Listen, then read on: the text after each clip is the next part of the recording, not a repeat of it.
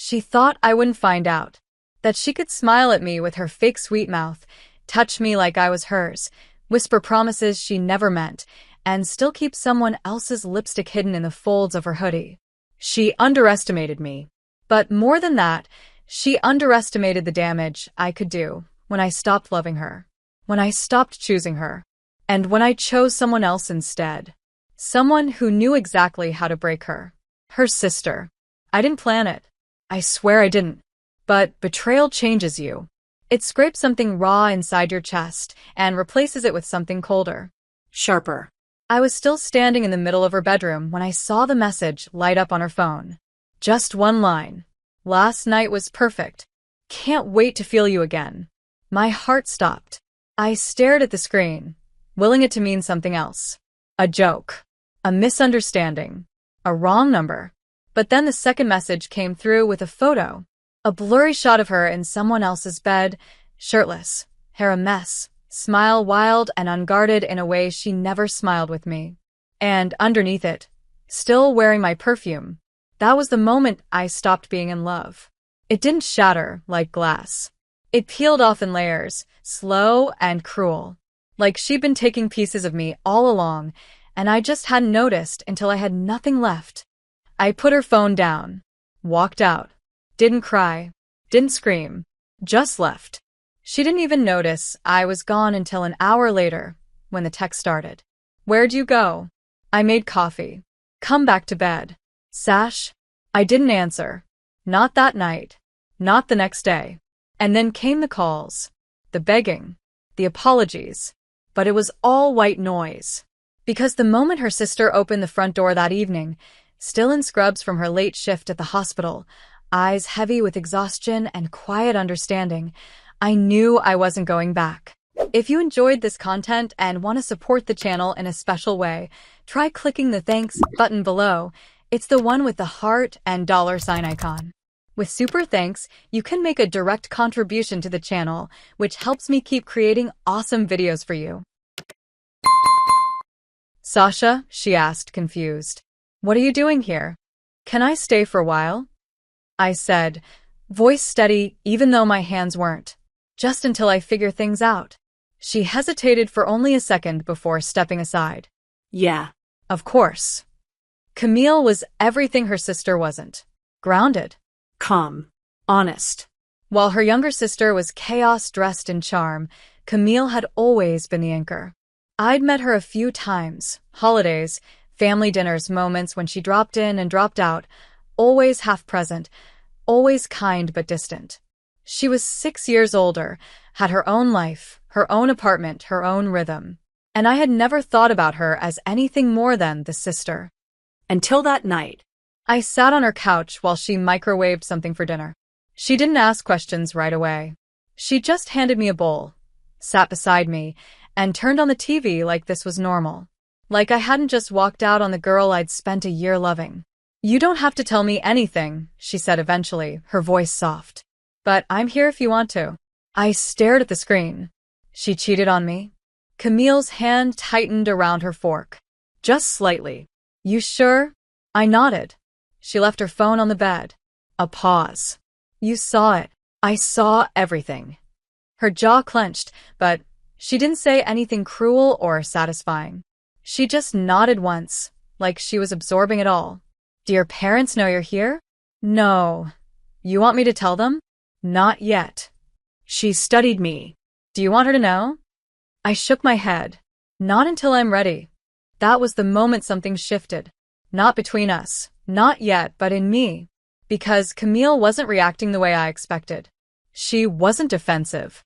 She wasn't trying to smooth it over. She was just there. Solid. Warm. And her presence filled the room in a way her sisters never could. I slept in her guest room that night. Wrapped in a hoodie, she tossed me without thinking, curled into her 2 soft sheets that smelled like vanilla and peppermint. And I cried, finally, quietly, not for her, but for me, for everything I gave and lost and never got back. In the morning, Camille had already left for work, but there was a note on the counter. Coffee's on the stove. Text me if you need anything. Just that. No pressure. No pity. Just space. And that space did something dangerous. Because over the next few days, she kept showing up. Not in grand gestures, but in little things. A sandwich waiting when I hadn't eaten. A soft joke when I couldn't stop overthinking. A hand on my shoulder that lingered a second too long. And me? I started noticing things I shouldn't. The way her eyes crinkled when she smiled. The way she leaned in when I talked, like my words mattered. The way her laugh was rare but real. I was still healing. Still angry. Still broken. But one night, as we sat on the balcony wrapped in separate blankets, mugs of tea in hand, she looked at me and said, "You're not what I expected." "How so?" "I always thought you were just another version of her," she said. "But you're not." "Is that a good thing?" I asked, my voice low. "It's a very good thing." I didn't look away. "You shouldn't say things like that." "Why?" "Because I'm vulnerable. And I'm starting to wonder what it would feel like to kiss you." She didn't blink. "Then maybe stop wondering." My breath caught. The space between us crackled. I didn't move. Neither did she. But in that moment, with the moonlight washing over her face and her words still hanging between us, I realized something terrifying. I wanted her. Not to get back at her sister. Not to prove a point. I wanted her because she made me feel safe. Wanted her because she looked at me like I was worth something. Wanted her because I didn't have to pretend anymore. I didn't kiss her that night. But I thought about it. I dreamed about it. And when I woke up the next morning to find her pouring coffee in that same oversized hoodie I'd cried in, I knew the game had changed. This wasn't about revenge anymore. This was about a girl who loved the wrong sister, and maybe, finally, was finding the right one instead. It started with a glance. Just one. A little too long. A little too curious. Camille was sitting across from me at her kitchen table, reading something on her phone, a pencil tapping against her knee like her thoughts were somewhere far away. I was trying to eat, or pretending to. Most mornings she left before I woke up, her work schedule unpredictable and long, but today she'd taken the morning off. Something about needing a reset, though she never said why. And I hadn't asked. But there we were, trapped in the same silence we'd been dancing around for a week now. Since I showed up at her door with nothing but a backpack and the kind of heartbreak you can't see, only feel. She caught me looking, and she didn't look away. Her eyes met mine and held. Calm. Searching. A little too soft. And I should have looked down, should have pretended I hadn't noticed the way her lips parted or the way her shirt clung to the slope of her collarbone like it had been made to tempt. But I didn't. I held her gaze. And that's when it started. Not when I found out about the cheating. Not when I left. Not even when I showed up at Camille's door. It started here. With a look. With a spark. And with the terrifying realization that I didn't want to look away. "What?" she asked finally, voice low, but not annoyed. Just curious. "Nothing," I said. A lie. A weak one. She raised an eyebrow. "You've been staring at me for the last 5 minutes." "I have not, Sasha." I looked down at my coffee. "Okay, maybe a little." "Why?" I hesitated. "You're different when you're not pretending to be her older sister." "What does that mean?" "It means I don't think you ever liked the role." She didn't deny it. She just set her phone down and leaned back in the chair. No. I didn't. I was always just cleaning up her messes. "Including me?" I asked, softer. Her eyes darkened. "You're not a mess." "I feel like one." "You're not." I met her gaze again. "Then what am I?" She didn't answer right away. Just looked at me for a long, slow second, like she was picking through words and none of them were good enough. Then, "You're the only thing in this apartment that makes me feel like I'm not completely alone." My breath caught. The silence turned heavier, denser. I pushed my plate away and stood up. I should go out for a bit. Clear my head. "Do you want company? Do you want to come?" Another pause. Then a nod. Yeah. "I do." We walked 2 miles without touching.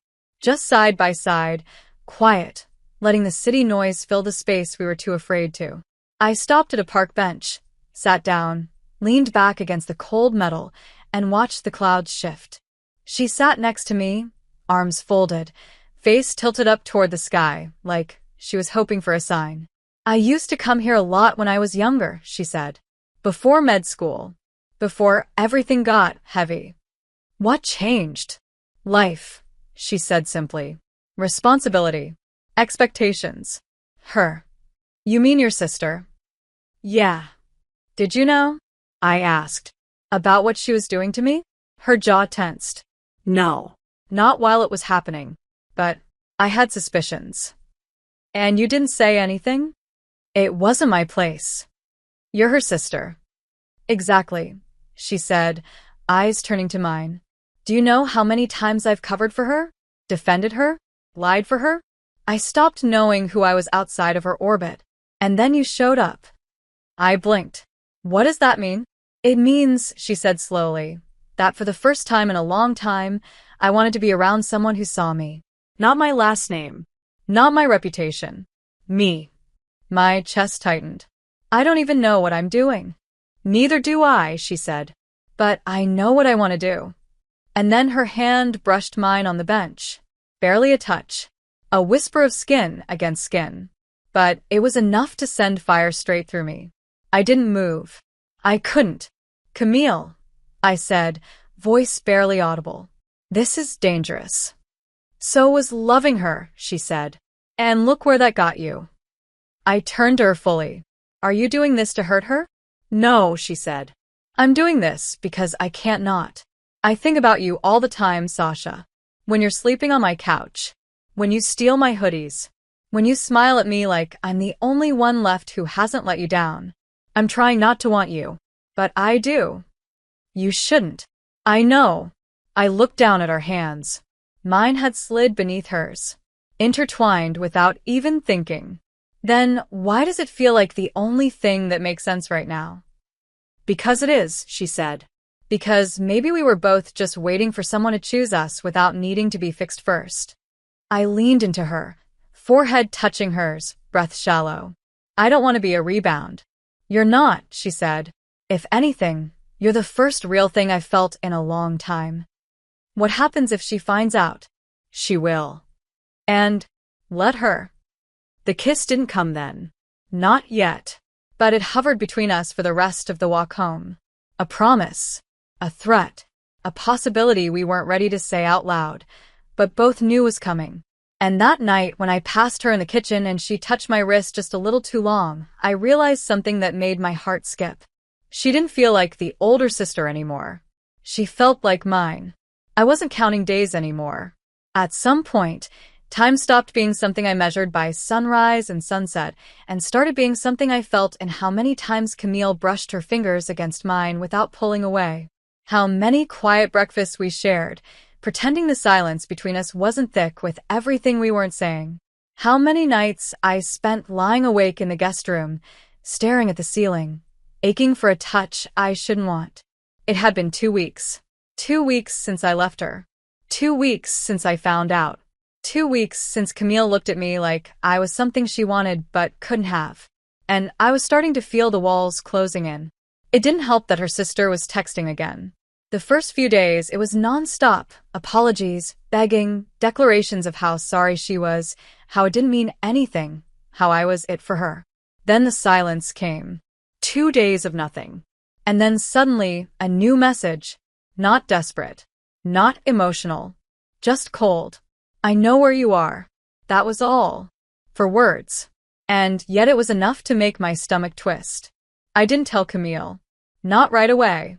I didn't want to ruin what we had. If you could even call it that. I still wasn't sure. There were moments, tiny, charged moments, when she looked at me like she was fighting something. Like she wanted to say more, to reach for me, to pull me into something irreversible. But she didn't. And I didn't either. Until that night. It was storming. The kind of summer storm that rattled windows and left the air smelling like electricity.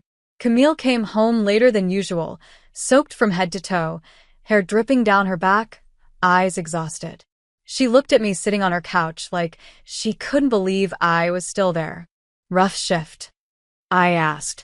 Patient-coded, she said, slipping off her jacket, shoes squelching wetly against the floor. Didn't make it. I stood. Do you need anything? No. Just a shower. And maybe don't go to sleep yet. That part she said softly. I nodded. I won't. She disappeared into the bathroom, and I sat back down, nerves crawling under my skin. 10 minutes passed. 15. Then the door creaked open, and she stepped out in just a towel, skin flushed from the heat, hair wet and messy, and clinging to her shoulders. She paused when she saw me. Sorry, she said. Didn't think you'd still be. It's okay, I said, but my voice cracked. Her eyes flicked to mine, sharp and careful. Sasha. What? Come here. I didn't move. Camille, please, she said, and I heard something in her voice I hadn't before. A crack. A need. A surrender. I stood. Walked toward her like I was sleepwalking. Stopped when we were close enough to feel each other's breath. She didn't touch me. Just stood there, dripping and vulnerable, every inch of her trembling with restraint. I can't stop thinking about you, she whispered. Even when I try. Especially when I try. I know, I said. Me too. This is wrong, she said. But it doesn't feel wrong. No, I whispered. It feels like the first thing that's ever made sense. She reached up then, touched my face. Just a graze. But it lit me on fire. Do you want me to stop? She asked. No, I said. I want you to start. And then she kissed me. Finally. After days of restraint, of pretending, of tension so thick it made me dizzy, she kissed me like she'd been starving for it. Her lips were warm, soft, wet from the shower, and trembling against mine. I kissed her back with everything I had. Hands in her hair. Her arms around my waist. The towel dropped without either of us noticing. My body pressed into hers like we'd done it 100 times before. She backed me into the wall, breathing hard, kissing me like she was trying to make up for every second we'd wasted. And I let her. I gave her everything. I shouldn't have. I knew that. But I didn't care. Not when she touched me like that. Not when she whispered my name like it was a confession. Not when she carried me to her bed, laid me down gently, and made me feel worshipped. Like I wasn't a mistake.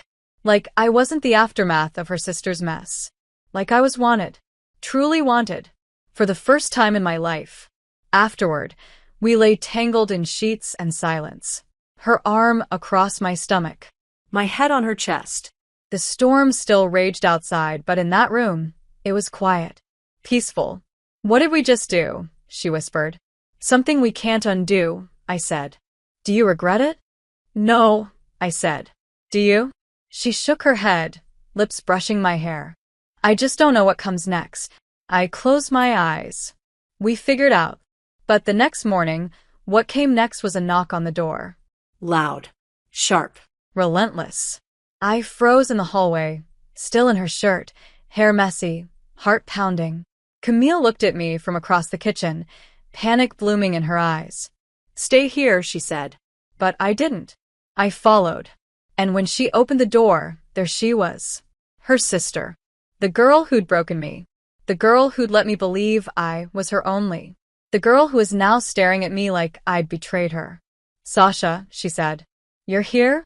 Camille stepped between us. What are you doing here? I came to talk to you, she said. Not her. Too bad, Camille said coldly. She's here now. Camille, she said, voice shaking. What the hell is going on? I stepped forward then, past Camille, face to face with the girl I used to love. You don't get to ask that question. Did you sleep with my sister? She snapped. Did you sleep with someone else while dating me? I fired back. Her mouth opened. Closed. Exactly, I said. So don't come here acting hurt. Don't come here acting like you still own me. I didn't think you'd actually fall for her, she whispered. You said that about me too, I said. Turns out, you're not the only one in your family who knows how to make someone feel loved. You just didn't mean it. She does. Camille grabbed my hand then, held it tight. Her sister stared, silent. And I didn't flinch, because this time I was the one who got to walk away. And I did, hand in hand with the woman who chose me. The door didn't slam when she left. It stayed open for a second too long, her shadow lingering in the frame, eyes burning, mouth still parted like she had more to say. But Camille didn't flinch. She didn't chase. And I didn't either. We stood there, hand in hand, hearts pounding, breathing heavy in the silence she left behind. When the door finally shut, the weight of it echoed through the apartment like a warning. I turned to Camille, ready for regret, ready for her to pull away. But she didn't. She looked at me like she was still catching up to everything we'd just done. Every line we'd crossed, every second that had led to this. "Are you okay?" she asked, voice barely above a whisper. "I should be asking you that," I said. Her fingers tightened around mine. "I've been waiting for that moment since the second I let you touch me. To face her, to stop lying." I swallowed. To her, to myself. That silence returned, thick and fragile, and full of something I didn't want to name yet. Camille let go of my hand, but only to touch my face. Her thumb brushed my cheek, eyes locked on mine. "Are you staying? Do you want me to?" Her lips curved into something soft.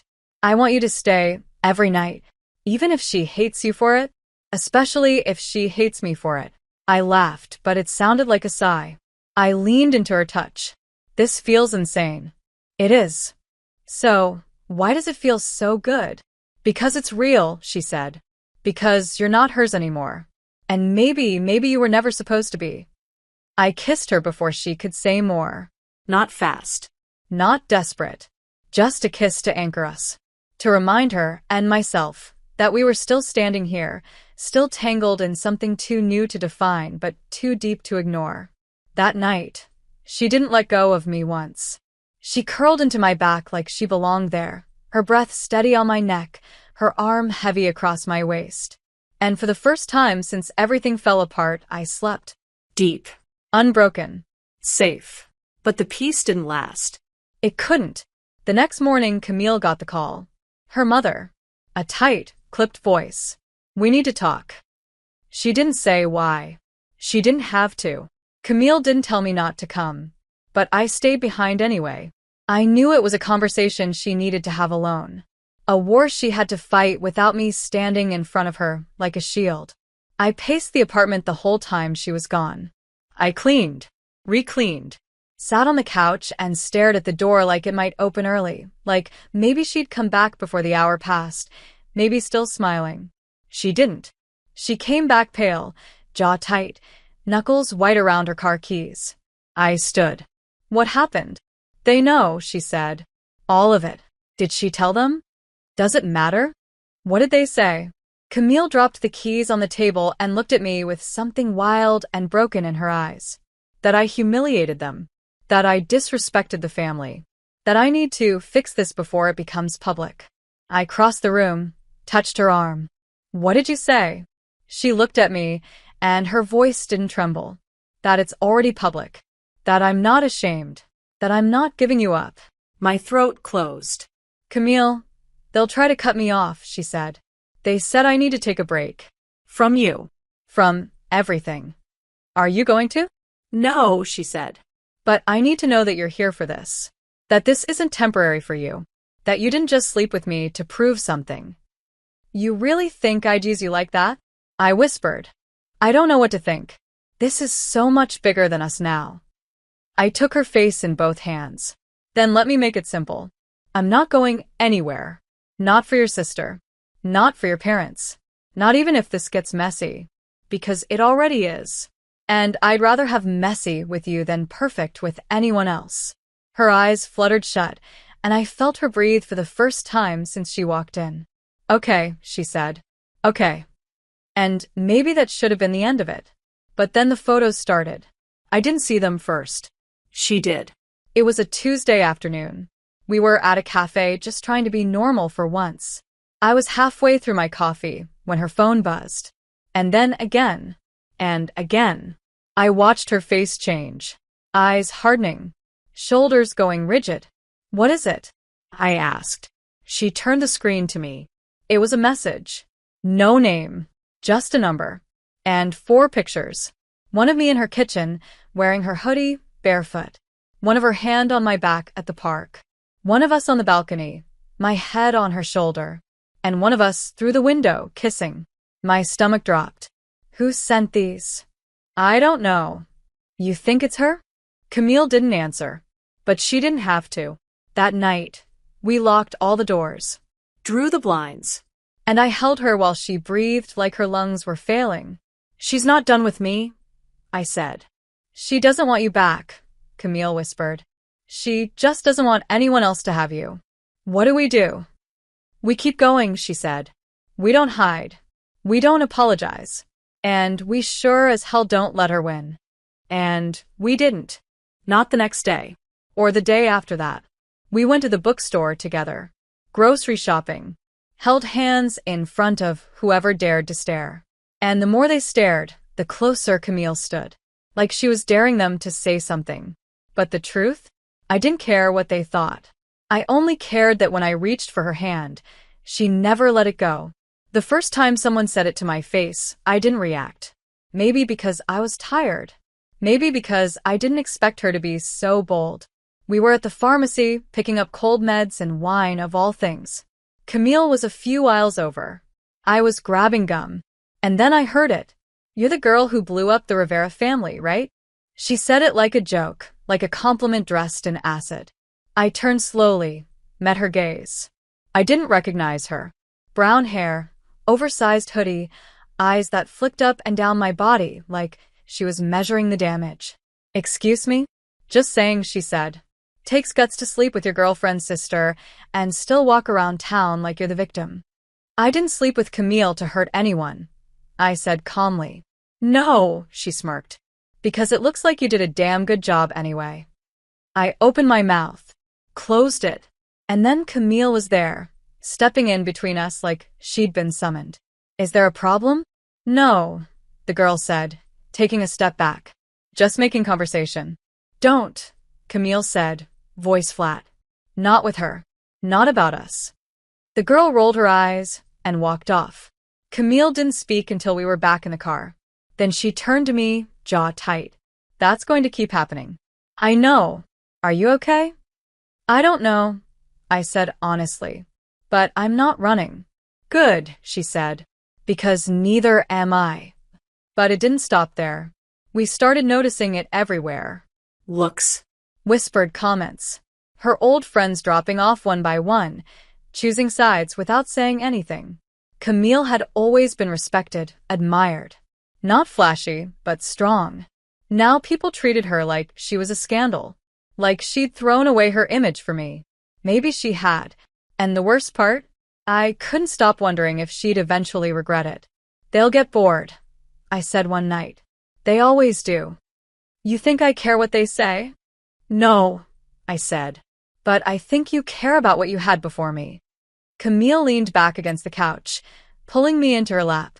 What I had before you, she said, was a life that looked good on paper and felt empty every second. I don't miss it. Not even the respect. I have my own respect, she said. I don't need theirs. I kissed her then. Because I needed to. Because she needed me to. Because the world was pressing in from every side, and the only thing that felt real anymore was her. That weekend, I got a message. From her. No name. Just a photo. The one of Camille and me, through the window. I stared at it for a long time. My fingers hovered over the keyboard. Then, why are you doing this? The reply came instantly. Because you were supposed to be mine. I didn't respond. I showed it to Camille. Her face didn't change. Let me handle it, she said. She's not my problem anymore, I said. She's mine, Camille said. She always has been. Do you think she'll stop? Eventually, she said. Or she'll burn out. And if she doesn't? Camille's gaze was steady. Then she'll learn what it feels like to lose everything. But it wasn't about revenge anymore. Not really. It was about surviving something we never asked for.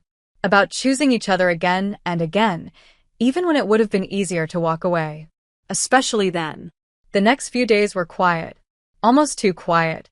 Like a storm waiting to hit. I stayed close to Camille. She started texting me more during the day.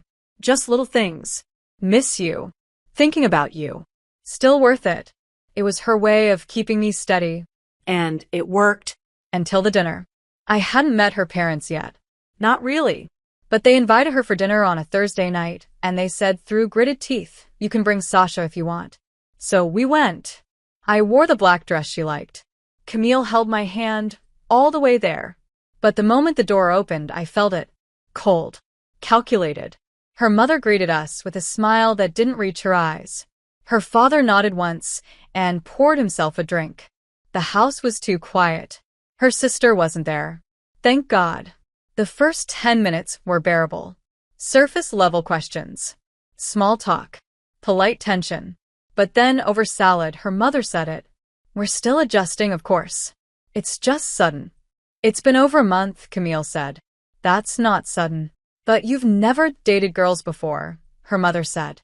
"At least not seriously." "You don't know who I've dated," Camille said. "Apparently not," her father muttered. "You raised 2 daughters," Camille said evenly. "One of us lied and cheated. The other one fell in love. Maybe check your math." Her mother blinked. "We're just concerned about the optics." "Screw the optics," Camille said. "I'm 30.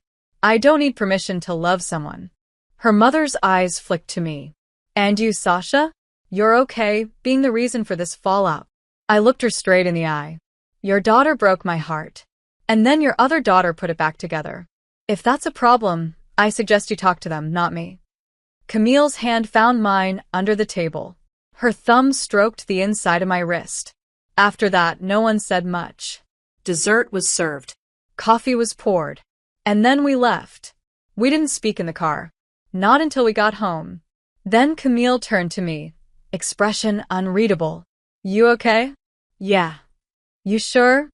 "No," I said. "But I'd do it again." "Me too," she said. And then she kissed me like she was done holding anything back. Like I was hers. And she was mine. And the rest of the world could go to hell. I thought the dinner would be the worst of it.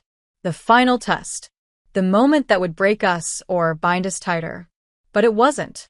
It was what came after. The silence. The space. The weight of all the things neither of us wanted to admit. Camille didn't say much the next morning. She made coffee. Kissed my forehead. Told me she'd be home late. But something about her was different. Like she was somewhere else. Like the fight at that dinner table had taken more from her than she wanted me to see. I told myself not to spiral. That she was tired. That it wasn't about me. But I still checked my phone too many times that day. Still waited for a message that didn't come. And when she walked through the door just past midnight, her eyes shadowed, mouth drawn, I knew. Something was wrong. Long shift. I asked, trying to keep it light. She nodded, setting her keys on the counter, slipping out of her shoes. "Yeah." "Want to talk about it?" "Not really." I waited. She didn't move. "Camille."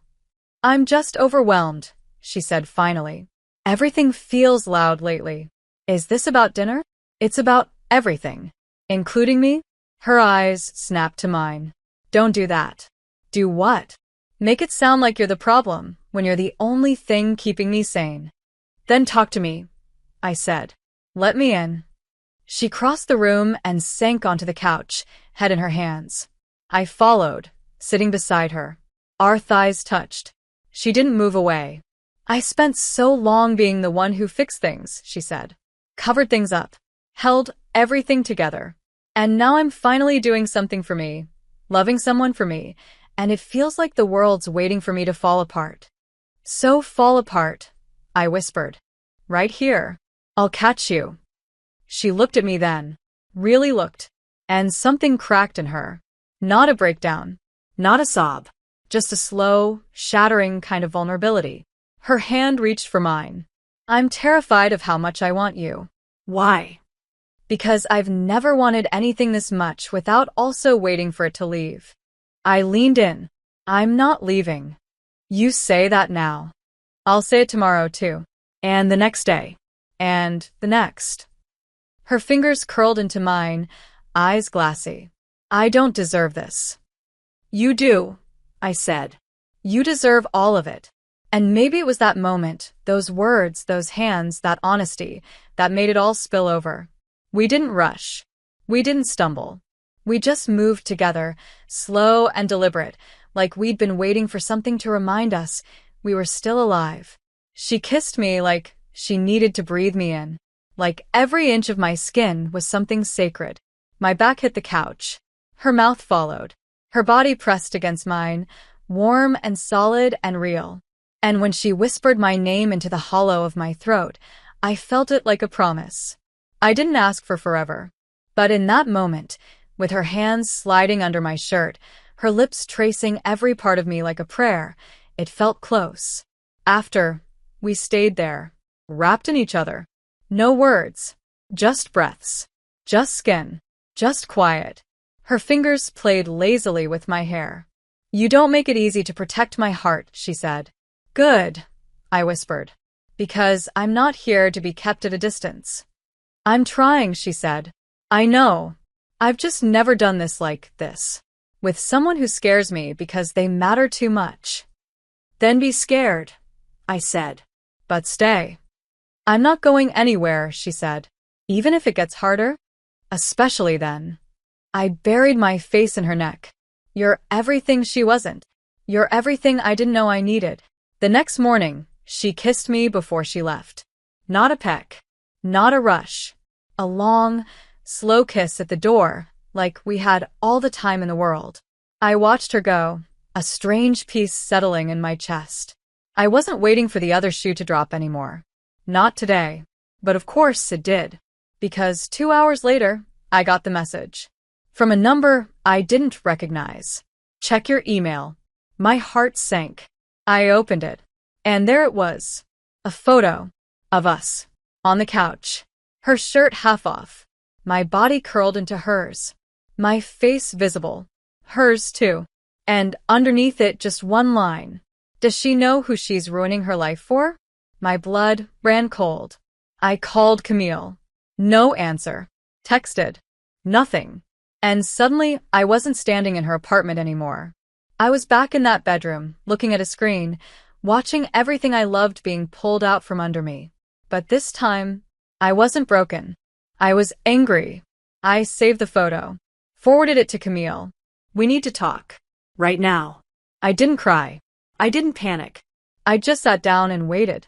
Because if her sister wanted a war, she picked the wrong woman to underestimate. She called me back 17 minutes later.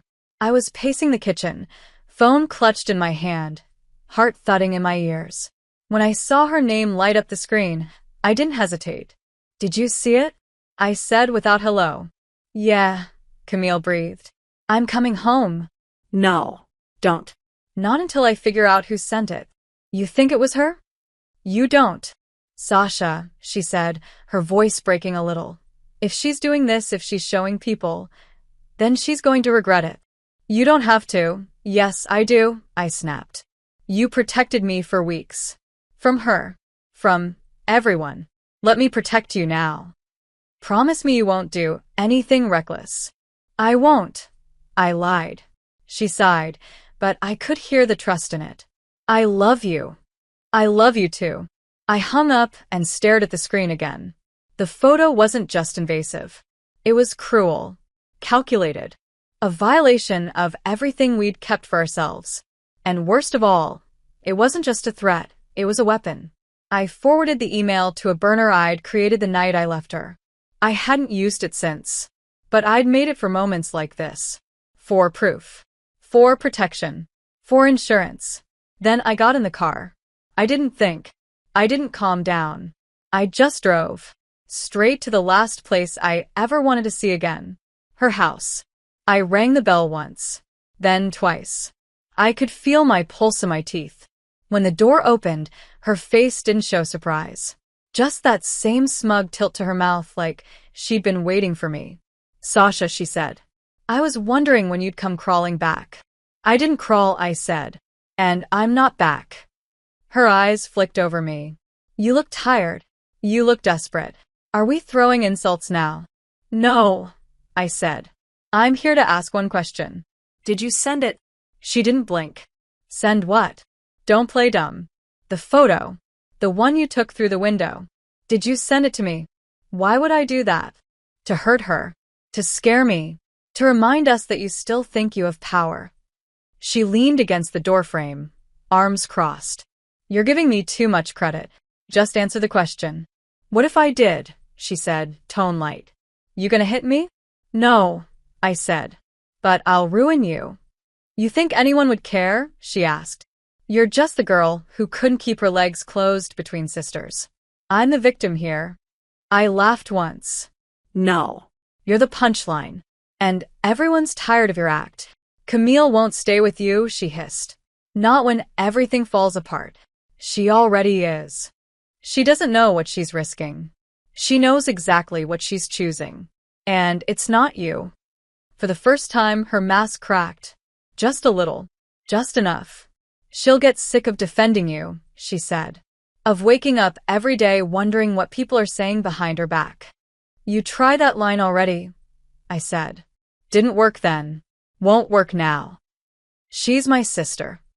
And you betrayed both of us. So, I guess blood doesn't mean shit. She looked away. I stepped closer. Here's what's going to happen. You're going to stay out of our lives. You're not going to text her. You're not going to send threats. And if that photo shows up anywhere, I will show everyone what you sent me when we were still together. Her face went white. You wouldn't. Try me.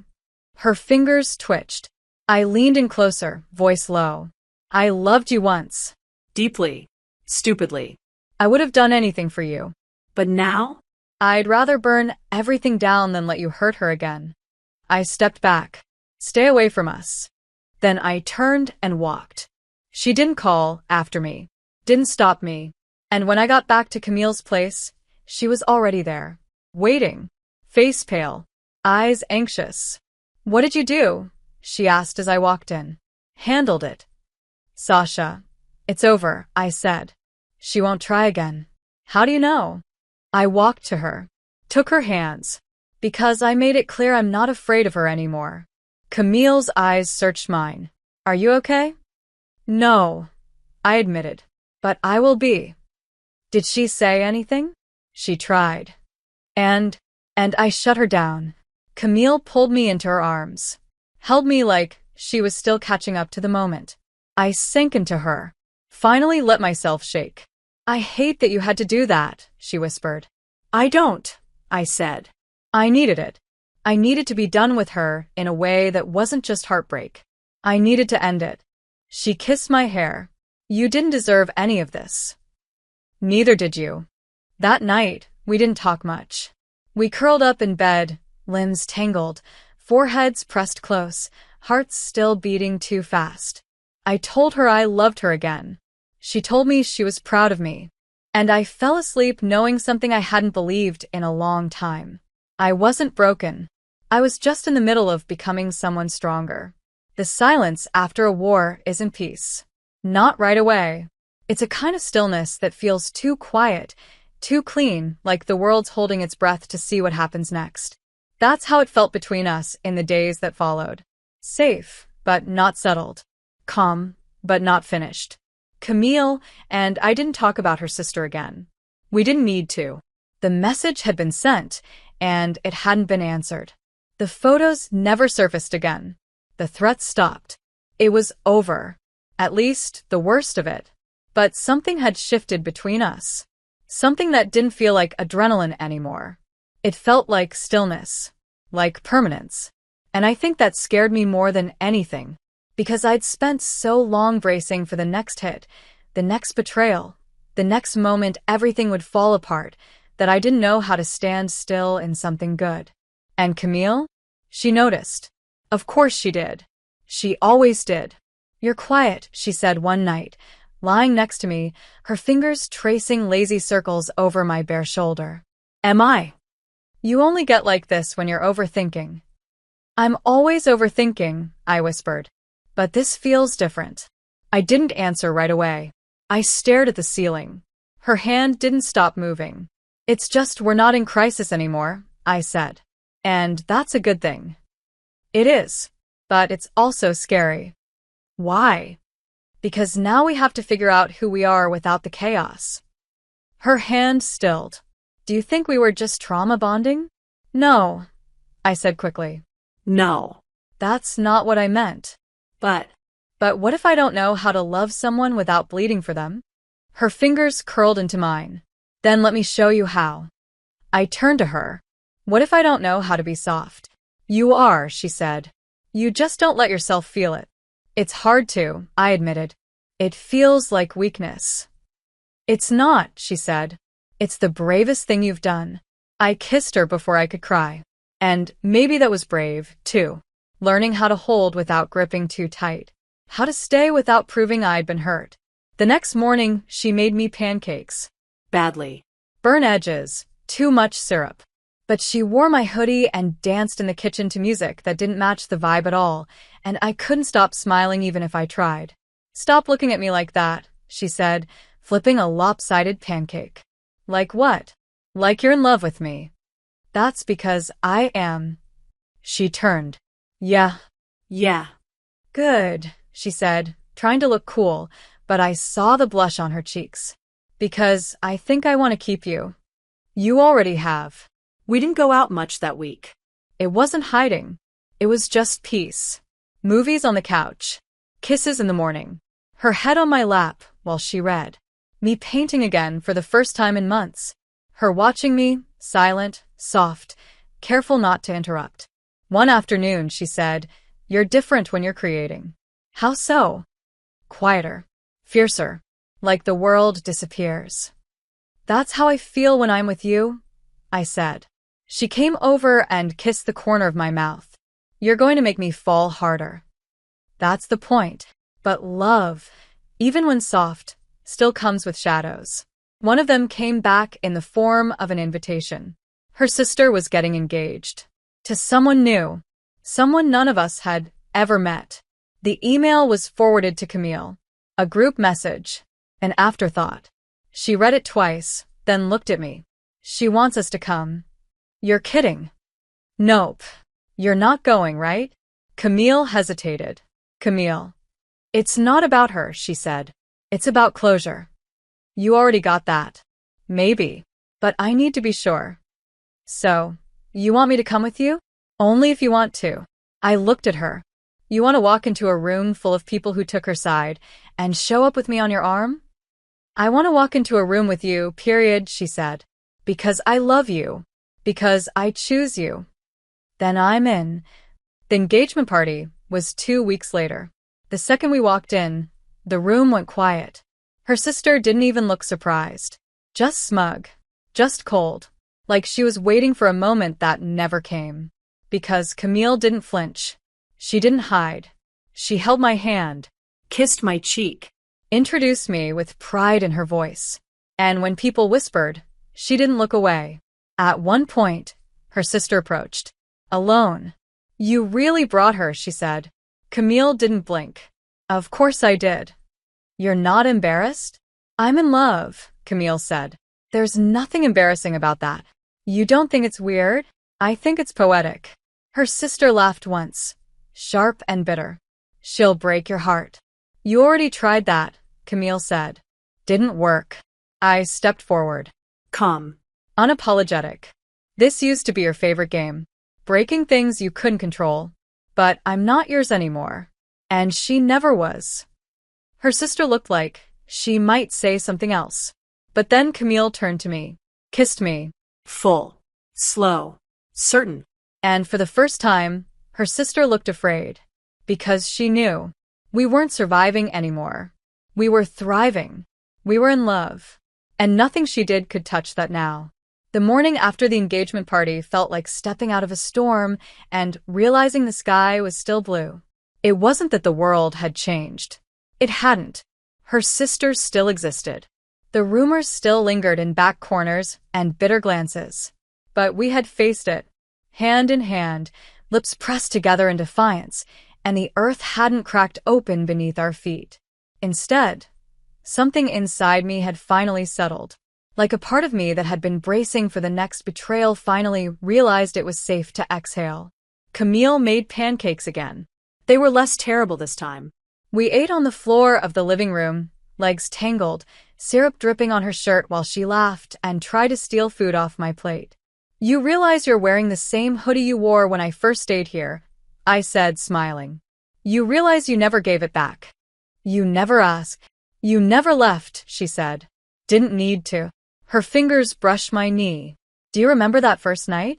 You barely spoke. You were so quiet. I was numb. And now I'm dangerously close to dancing around the kitchen like a fool because you made edible pancakes. She grinned. You love me for my growth. I love you for everything. Her smile faltered just a little. Not because she didn't believe me, but because I think the weight of it still hit her in waves. That we were still here. That nothing had destroyed us. That we'd made it through. Later that day, she took me to her favorite spot. A small, hidden trail behind the hospital where she sometimes went to think. The trees were tall, the air cool, the path worn by years of quiet footsteps. I used to come here after shifts, she said, when the noise in my head got too loud. What would you think about? All the people I couldn't save. All the parts of myself I wasn't sure how to keep. Do you still feel that way? Sometimes, she admitted, but less now. Why?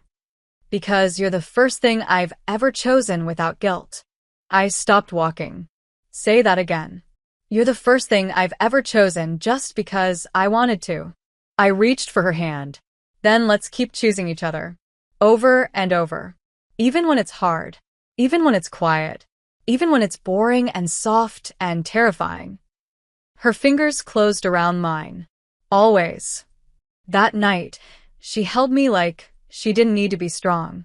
Like she could fall apart and know I wouldn't run. I traced the curve of her back, kissed her shoulder, whispered I loved her when I thought she was asleep. I'm not asleep, she murmured. I didn't think you were. You're the best thing I've ever let happen to me. You make me want to believe in forever. She turned toward me, eyes open, voice small. Do you? I'm starting to. Even after everything? Because of everything, I said. Because you've seen the worst of me. And you stayed. That's what forever is, isn't it? Choosing each other after the fire dies down. Her eyes shone. Then I want forever with you. Good, I whispered. Because I don't want to wake up anywhere else. We didn't fall asleep right away. We stayed there, pressed together, hearts steady, the future beginning to take shape between us.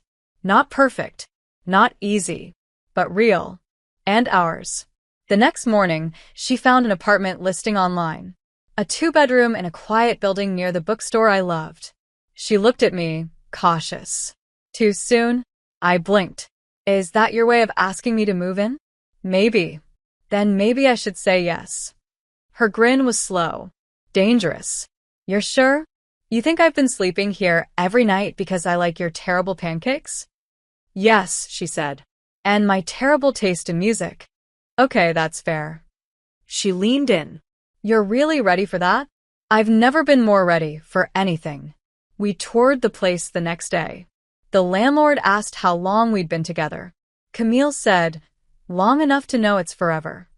I said, long enough to know I'd follow her anywhere. We signed the lease that afternoon.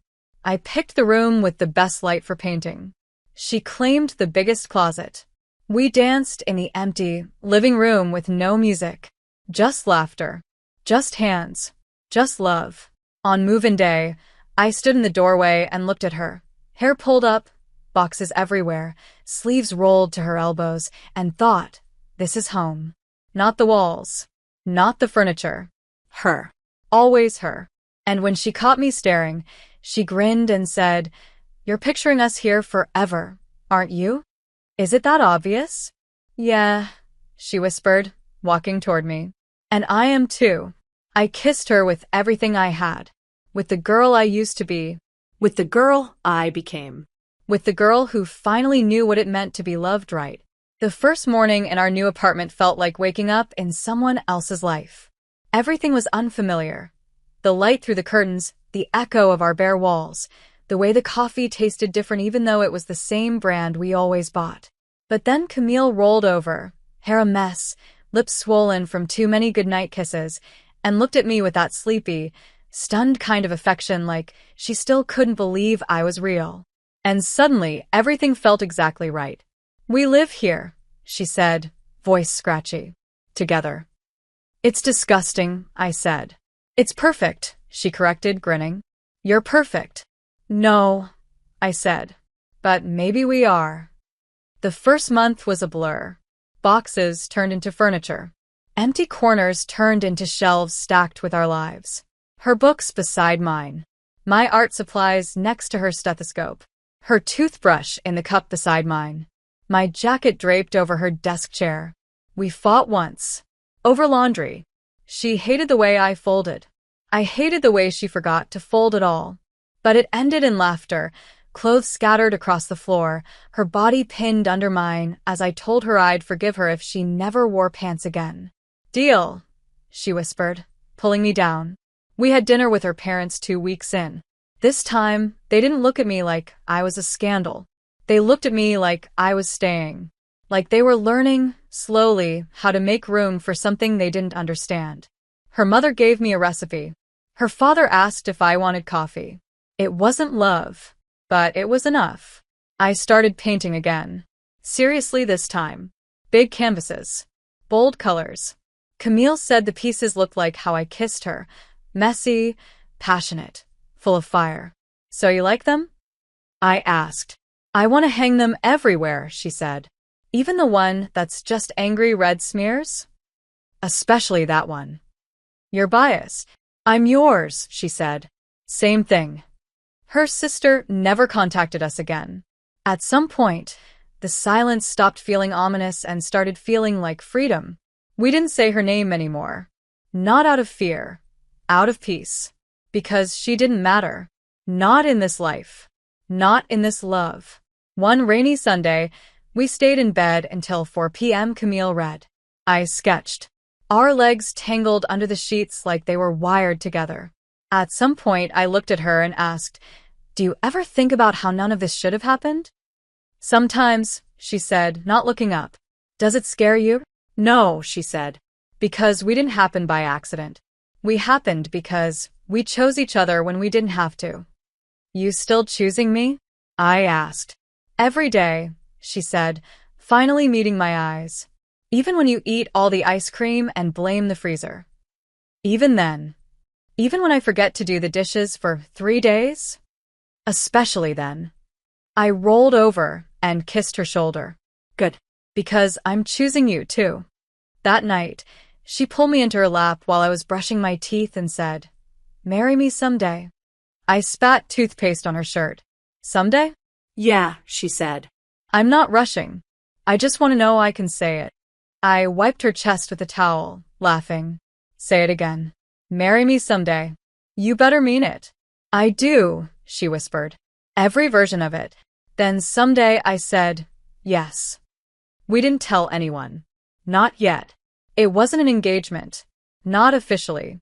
It was a promise whispered in a bathroom, sealed with laughter and toothpaste and the kind of intimacy that doesn't need an audience. But it was real. And it was ours.